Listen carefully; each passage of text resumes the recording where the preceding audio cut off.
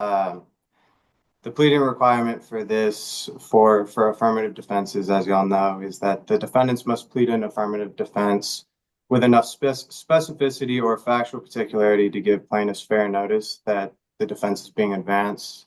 Our answer gave plaintiff counsel fair notice, or enough fair notice to where they could specifically identify them in their motion for special exceptions. And then further, under TRCP Rule 91, which deals with special exceptions, the rule states that special exceptions must point out the insufficiencies with particularity.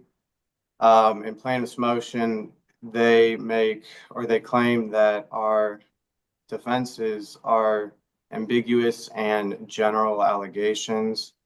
There is no, they do not identify with particularity what, if any, aspect of our defenses are insufficient. And then I guess just factually, this case is in its infancy.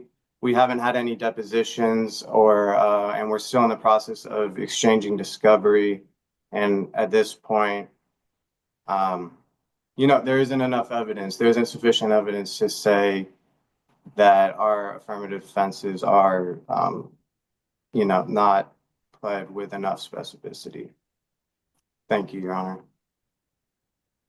Response?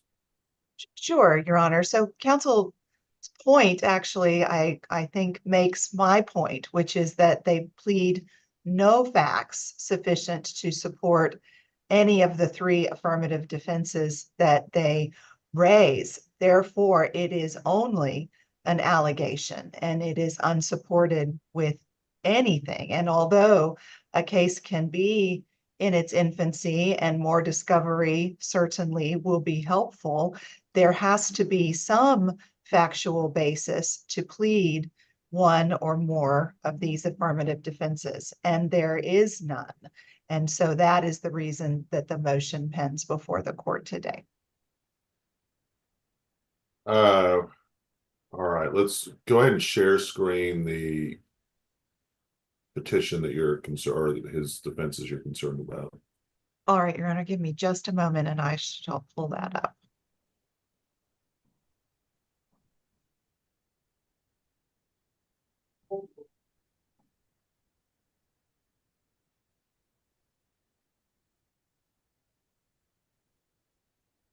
Mary Grace, I have it pulled up. Do you want me to share my? Sure, thank you. Yes, ma'am.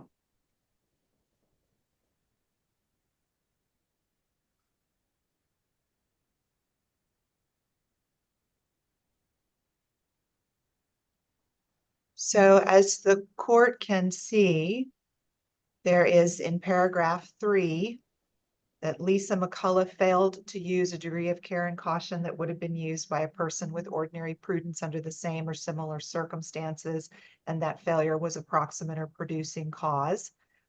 There is no factual support for that affirmative defense. And then, Mr. Elliott, if you'll scroll down. I think the mitigating damages one is up here. Is it in paragraph 2? Yes. Defendant is not responsible for any expenses or damages because plaintiff failed to exercise reasonable care in mitigating damages. Again, there's no supporting data for that statement. It's a mere allegation.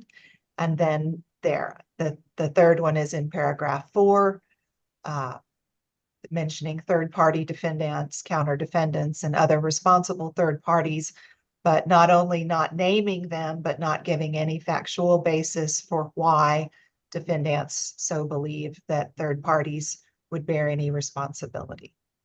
All right, I'm going to go ahead and grant the special exceptions. You need to provide some specificity here. I know it's a notice pleading state, but we'll give you 7 days to replead. So have you submitted an order on this?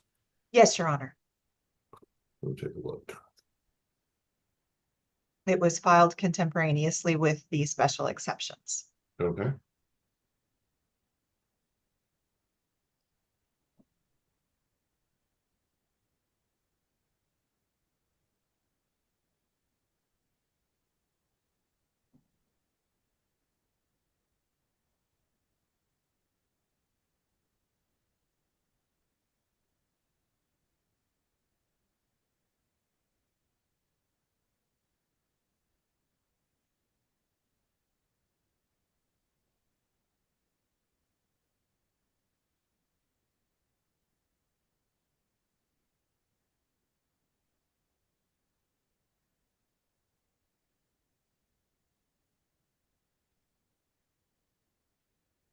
I have the order now.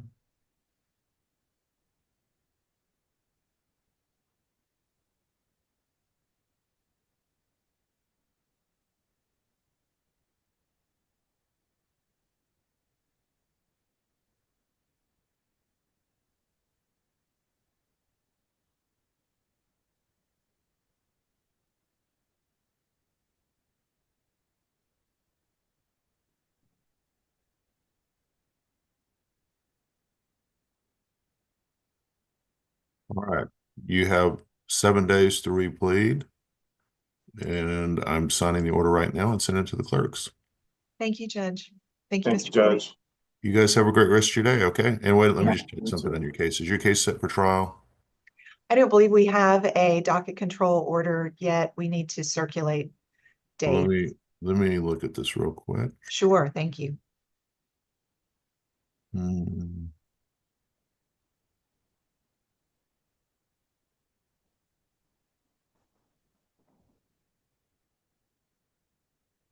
Was this a level 2 or level 3 case? I believe it is pled as a level 2. I'm showing it a level 3 in discovery. Okay. Judge. I stand corrected. All right, when do y'all want to set this for trial?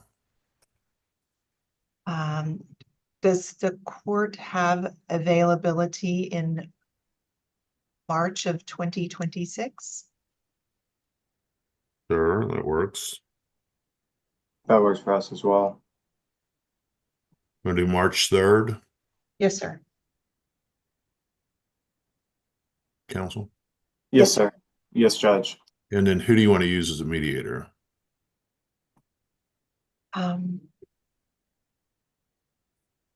We can circulate some names at the top of, Let's pick a mediator. okay, I've used Jay Zaleski in the past, and he's out of the Dallas area.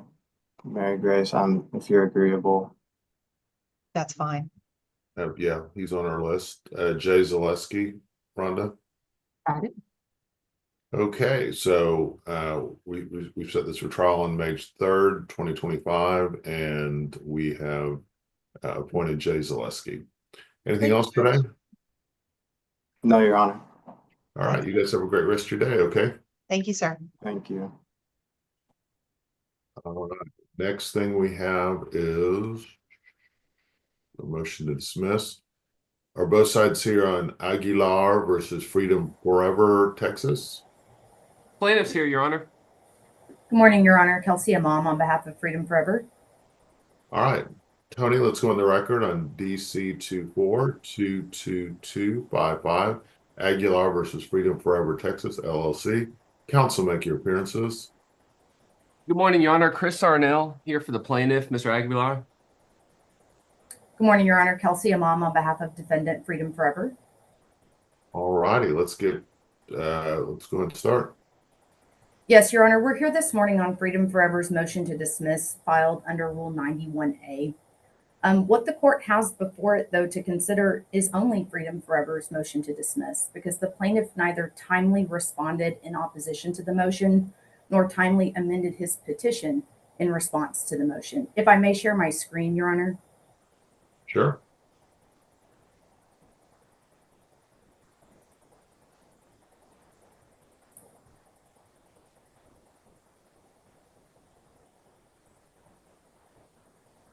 Are you able to see this brief PowerPoint? Yes. So Rule 91A requires that a plaintiff respond to a motion to dismiss under Rule 91A at least 7 days before the hearing. The 7 days before this morning's hearing was last Monday, and plaintiff did not file his response until last Friday. More pressing, though, is the rule that I've got on the screen, Rule 91A5, that requires a plaintiff to amend his petition in response to a Rule 91A motion to dismiss at least 3 days before the hearing. Failure to do so means that this court must not consider the amendment when ruling on the motion to dismiss. Rule 4 of the Texas Rules of Civil Procedure provides that when a time period is described as 5 days or less, as the 3-day requirement in Rule 91A that I just showed you, Saturdays, Sundays, and legal holidays are not counted for the purpose of the time period. So what the court is confronted with is an amended petition that was filed only one day, the Friday before today's hearing, before the hearing on the motion to dismiss. And so the court should not consider plaintiff's amended petition filed on Friday or their belated response filed on Friday when considering Freedom Forever's motion to dismiss. Instead, looking at the motion to dismiss on its face, the court should grant the motion because all of the claims asserted in plaintiff's petition are time barred. They're barred by their applicable statutes of limitations of both 4 and 2 years. So in this case, the plaintiff has advanced a claim for fraud and 2 claims under the Texas DTPA, the Deceptive Trade Practices Act, as well as a claim for declaratory relief.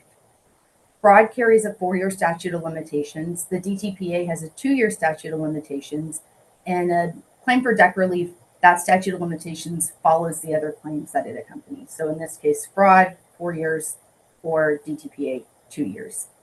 In plaintiff's petition, he alleges that in August of 2020, he was approached by someone from Freedom Forever who sold him on a residential solar panel system.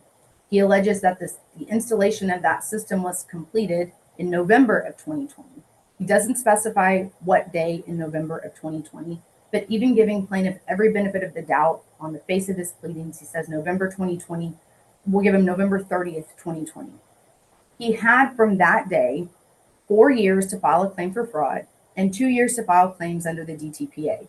And that's because all of the alleged misconduct that the plaintiff complains of in his petition is conduct that necessarily happened before this contract was entered into or before the solar panel system at least was installed. Plaintiff alleges that promises were made to him about what the solar panel system would do in terms of saving him money or generating a tax refund, and that those promises did not bear true, and that he knew that as early as November 2020. So the promises that he's complaining of would have necessarily occurred before November 2020. That's when the statute of limitations time period begins to accrue. For fraud, at the time the fraudulent statement is made. For the DTPA, when the deceptive act occurs. So that means plaintiff had until November of 2022 to file a claim under the DTPA, or until November of 2024 to file a claim for fraud. Instead, plaintiff waited until December 23rd, 2024 to file his claims. They're plainly time barred. They're past the 2-year, well past the 2-year statute of limitations for the DTPA, and at least 3 weeks past the statute of limitations for fraud.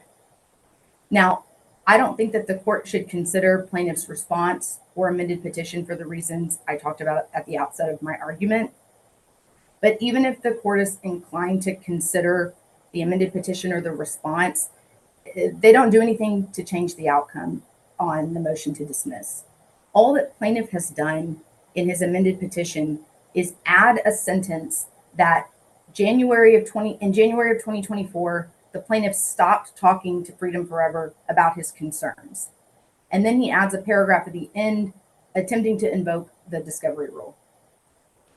The January 2024 date, first of all, it's not stated with any greater specificity than January 2024. It appears that plaintiff has picked a time period out of thin air that would render his petition timely. And more importantly, though, he doesn't allege any facts about what was happening in January 2024 that would make that the time when his claim for fraud or his claims under the DTPA accrued. He doesn't allege any facts to assert why it was at that time that he started to believe that he had been defrauded, or why he couldn't have known prior to that time that he had been allegedly defrauded or that Freedom Forever had engaged in a deceptive trade practice. On the contrary, the rest of his petition negates that assertion because, as with his original petition, he asserts that Freedom Forever approached him in August of 2020, made promises about what the solar panel system was going to do, and that in November of 2020, even in his amended petition, he pleads this, that he realized that those promises were not going to come true. It seems that plaintiff wants to pick his accrual date based on when he decided, by his allegation, to stop discussing his concerns with Freedom Forever. But that's not how the accrual date for any of these statutes of limitation works. even if the court's inclined to give credence to the discovery rule, that still requires that the court look at when the plaintiff knew or should have known of a fraudulent conduct or deceptive trade practice. There's been no allegation of fraudulent concealment on the part of Freedom Forever. And looking at plaintiff's petition, even the amended petition as a whole, it's clear that plaintiff knew or should have known in November of 2020 by his own admission that he was concerned that the promises Freedom Forever had made to him were not going to come to fruition. That's when his claims, the statute of limitation on his claims accrued. And when he filed his petition in December of 2024, he simply filed too late. This is as clear cut as it gets under Rule 91A, that plaintiff's claims have no basis in law because they're barred by an applicable affirmative defense, the affirmative defense of statute of limitations. And so we would ask that you grant Freedom Forever's motion to dismiss and award Freedom Forever its fees for having to file the motion on the statute of limitations basis. Okay, great. Response? And first off, Yes. what was the response untimely? Your Honor, admittedly, yes, the response was untimely, and it's because it took quite a bit of time to get with my client to uncover the facts as to when he realized, finally, after the back and forth with the solar panel company, when he was defrauded. And Your Honor, just taking a step back and talking about the nature of these kinds of cases, it's important to understand a couple of key things. One of them is the main promise that they're getting these people to sign up into these solar panel contract deals, and that is, we're going to have a $0 electric bill. We're going to eliminate it. We're going to make that go away. And Your Honor, something that was in our original and amended petition is this promise that if we don't get you that $0 bill, we're going to send someone out there. They're going to inspect the system. We're going to add solar panels if we need to, or we're going to repair solar panels if we need to. And so, Your Honor, we didn't know that he was defrauded in November of 2020. That's simply when my client said the panels were installed and they began a discussion of how do we resolve these issues. And that's the key when you're looking at accrual in the context of fraud of the DTPA is with due diligence, when did the plaintiff know or should have known that there was some sort of fraud or deceit involved? And when you promise your customer that, hey, we're going to work with you, and it might take a year or two for you to realize these benefits you were promised, then the customer is not aware that they've been defrauded. They simply think they're working together with the company to get what they were promised. And that's what happened with Mr. Aguilar. You know, admittedly, it did take us a while to get these facts in the amended petition as to the exact date that he called Freedom Forever, and that was the last time they spoke, and that's when he realized that he was not going to get the benefits he was promised. But even if Your Honor wants to just look at the original petition, I'm fine with doing that because under Rule 91A, what the court's required to do is take a look at the factual allegations, take them as true, and whatever reasonable inferences can be drawn from those factual allegations to support the fact that Mr. Aguilar was not aware that he had been defrauded. And if you look at our original petition, Your Honor, it's in there. We talk about how for months they have a back and forth with Freedom Forever on figuring out these solar panel issues. They tell Mr. Aguilar, hey, it's going to take at least a year for the energy to cycle. And Your Honor, with that, just that factual basis alone in the original petition and the reasonable inferences you can draw from that, we're well within the 4-year statute of limitations for common law fraud. And Your Honor, I would argue we're still within the 2-year statute of limitations for the DTPA because, Your Honor, these people don't know they've been defrauded. It takes time. And these solar panel companies are taking advantage of stringing people along saying, just work with us for a year or two until finally they ghost their customers. That's what's happened in Mr. Aguilar's case, Your Honor. And that's why we're here today, Your Honor, trying to make sure that the court's well aware of the factual basis for when these claims accrued and to show, Your Honor, that Mr. Aguilar wasn't just sitting on his hands. He was, to the best of his ability, trying to exercise due diligence with the defendant and figuring out, am I ever going to get these things I was promised? And Your Honor, it wasn't until January of last year that he finally realized he wasn't. And for the court's reference and for defense counsel's reference, we're working on obtaining the cell phone records that will give us an exact date. And we intend to supplement that once we uncover that, Your Honor.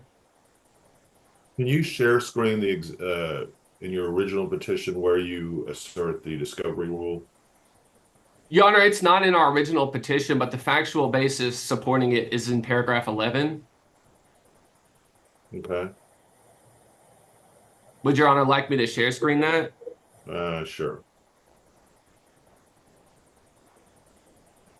Can Your Honor see what I've got here in front of me? Yeah.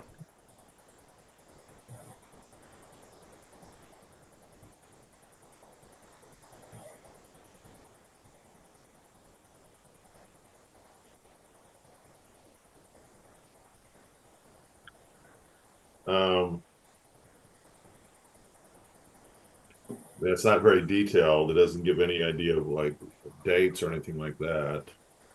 May I respond briefly, Your Honor? Yeah. So the statute of limitations accrues at the time for fraud, accrues at the time the fraudulent statement is made. For DTPA, it accrues at the time the deceptive act happens. That would be, in this case, taking plaintiff's allegations as true when Freedom Forever made a fraudulent representation about his energy savings, or when Freedom deceived him into thinking he was going to get some benefit that he didn't get. That's when the statute of limitations accrues. It's not when the fraud is realized. It's not when he's gone back and forth and then decides, okay, now I believe I have been defrauded conveniently at a time that would make my petition timely. It's when the misconduct occurs. In this case, the misconduct had to have occurred before the solar panels were installed in November of 2020. Even in paragraph 10 on plaintiff's screen, in or around November 2020, after the solar panels were installed, plaintiff noticed that the panels did not generate electricity at the levels promised by defendants. The plaintiff knew enough, even at that point, according to plaintiffs, to start talking to Freedom Forever, to ask about the panels, to call into question the veracity of the representations, that had been made to him from his perspective. That's when the statute of limitations accrues. And this isn't something where the statute of limitations requires that you file within 30 days, right? He had 4 years to file a claim for fraud. He had 2 years to file a claim under the DTPA from the date these assertions were allegedly made that were allegedly fraudulent.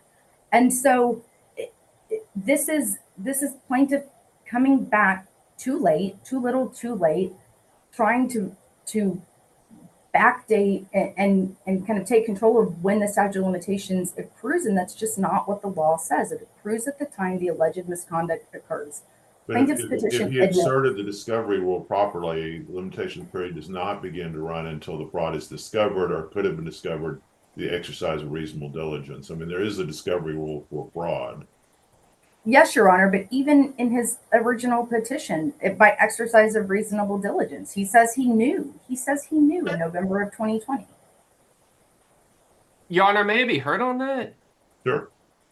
Your Honor, that's not what we're saying. If you just read the petition, we're saying in November of 2020 is when he noticed the panels aren't generating levels that were promised by the defendants. And if you read right below that, we talk about how for several months he's going back and forth with the defendants and how they tell him you're going to have to wait at least a year for these panels to cycle the energy, which is something I've heard in dozens of cases, Your Honor.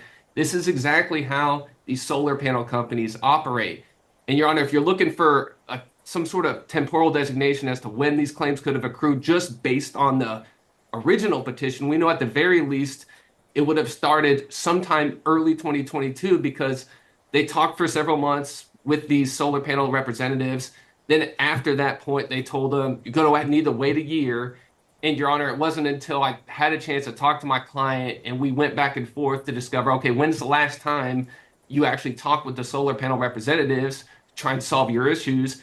And that's when we learned it was in January of last year. As I mentioned, Your Honor, we're working to get the cell phone records to get an exact date. But if you're just looking at the face of the original petition, Your Honor, we're still well within the 4-year statute of limitations for common law fraud.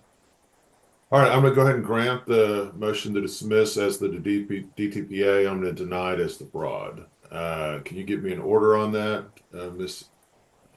how do you see your name? Imam. Iman. Yes, Your Honor, I will. And make sure it says at the beginning that this was heard on April 14th, 2025 over Zoom on the record with all parties present, and share a copy of that with Mr. Arnell and get that to me by tomorrow morning. Okay. I will. Thank you, Your Honor. Thank you, guys. You have a great rest of your day. Your Honor, may we be excused? You may. All right, thank you.